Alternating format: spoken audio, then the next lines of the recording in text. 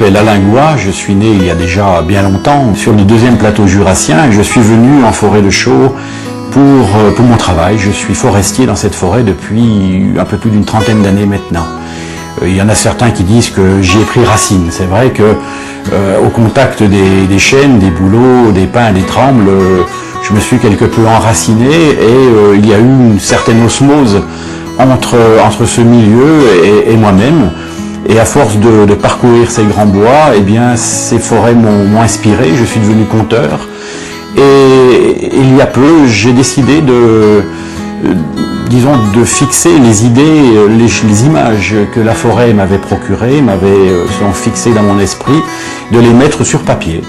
Et voilà, cette aventure littéraire a commencé par un livre qui s'appelle La légende du petit pommier, qui est un livre pour enfants. J'ai mis en image toute cette aventure d'un petit arbre qui veut rentrer dans la forêt de Chaux, le pays des arbres libres, alors que ce petit pommier est un arbre qui vit au contact des hommes. C'est le début d'une aventure. J'ai déjà en préparation un deuxième tome qui va s'appeler, je pense, le roi des arbres, c'est-à-dire un chêne, l'aventure d'un chêne.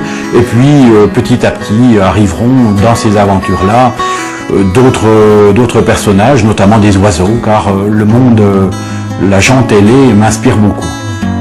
Alors l'histoire du petit pommier, eh bien, c'est l'histoire de cet arbre qui vit autour des maisons des hommes, qui veut rentrer dans la grande forêt de Chaux, le pays des arbres sauvages, et évidemment il en est rejeté.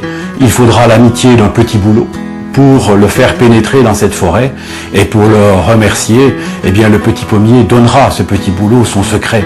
Et ce secret, eh bien, il faudra le découvrir dans le livre. Il y a très très longtemps, dans l'immense forêt de Chaux, il n'y avait que des arbres. Il y avait de grands, des très très grands, des moyens bien sûr, mais il y avait aussi de tout petits. Ils étaient tous tournés vers le centre de la forêt où ils écoutaient battre leur cœur. Il ne se passait jamais rien dans la grande forêt de Chaux en ce temps-là. Un jour, un petit bouleau voulut voir ce qui se passait là-bas, de l'autre côté, dans la grande plaine. Il tira de terre ses deux racines, et s'en servant de pied, il se faufila entre les troncs des grands chênes pour arriver à l'orée de la forêt, là où commençait la grande plaine. Nous avons sélectionné pour vous le livre d'Alain Goua, La légende du petit pommier.